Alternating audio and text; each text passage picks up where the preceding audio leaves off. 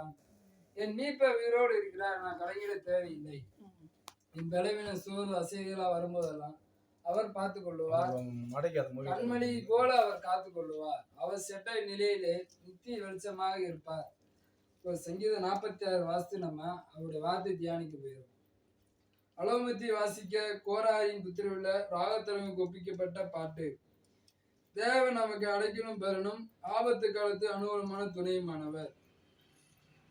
இந்த ஆபத்து காலத்து அனுகூலமான துணையுமானவர். ஒரு ஆபத்து வருது, ஒரு ஆபத்துனா ஒரு சூறாவளி போல ஒரு ஆபத்து வருது. என் வேற உடம்புல ஒரு பிரச்சனை, மரணத்துக்கு சந்தித்த ஒரு சூழ்நிலை இருந்தாலும் கர்த்தர் இந்த வார்த்தை நம்ம உயிர் காக்கும், உயிர் ஒரு ஜீவன் கொடுக்கிற வார்த்தை, ஒரு ஜீவ ஊற்று, ஜீவ நதி, வற்றாத ஜீவ ஊற்று நதியாக பாய பண்ணுகிறவர் நம் கர்த்தர். ஆகவே பூமி நிலை மாறான மலையில் நடுச்சமத்தி சாய்ந்து போனாலும் அது ஜனங்கள் பொங்கி அதன் பருவங்கள் அறிந்தால் நாம் பயப்படும். ஒரு நதி உண்டு, அது நீக்காலுக்கு தேவனுடைய நேரத்தை உன்னதமான வாசம் பண்ணுவார், பரிசுத்த ஸ்தலத்தை சந்தோஷிப்பிக்கும். தேவன் அதில் நடுவிருக்கிறார், அது அசையாது. அதிகாலையில தேவன் சகாயம் பண்ணுவார். ஜாதிகள் கொந்தளித்து ராஜ்யங்கள் தத்தளித்து அவர் தமது சத்தத்தை முழங்க பண்ணுவார். பூமி உருகி போயிற்று. சேனையின் கர்த்தர் நம்மோடு இருக்கிறார், யாக்கோபின் தேவன் உயர்ந்தடைக்கலமானவர். சேனையின் கர்த்தர்னா பரிசுத்தர் பரிசுத்தர் என்று ஓயாம போற்றப்படுகிற அவர் நாமம் பெரியது, உலகம் எங்கும் குறியது. அவர் நம்மளுக்கு நித்திய வெளிச்சமாக இருப்பார். நம்முடைய வேதனை பெருவினை பற்றி நம்ம கவலைப்படாதபடி மூணுக்கு வைத்திருக்கிற திட்டத்தை அவர் நிறைவேற்றி முடிப்பார். அவர் வார்த்தை நம்ம உருவாக்கும்.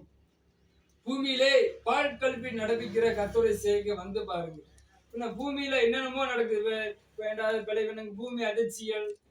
அந்த பழைய ஏற்பாட்டுல வாசிக்கும் போது ஆண்டவர் சொன்ன வார்த்தை நிறைவேறிது. யுத்தங்கள், போர்கள், பஞ்சங்கள், கொள்ளை நோய் வந்து அது போல எல்லா நோய்க்கும் நம்ம விலக்கி காக்கவர் நம் கர்த்தர். நம்மோடு இருக்கும்போது செழிப்பான இடத்தை நம்ம மாற்றுவார். வனாந்தரமா இனத்தையும் செழிப்பான இடமா மாற்ற அவர் வல்லமையுள்ள தேவன்.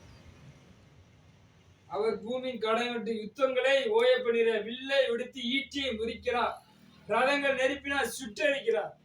அது நமக்கு உதாரணமா செய்யப்படுகிற, நம்ம ஒண்ணு பயந்து போறோம், சூறாவளி வருது, கொய வருது, அது வருது, இது வருது, எல்லா பலவீனத்தையும் அவர் பார்த்துக் கொள்ளுவார்.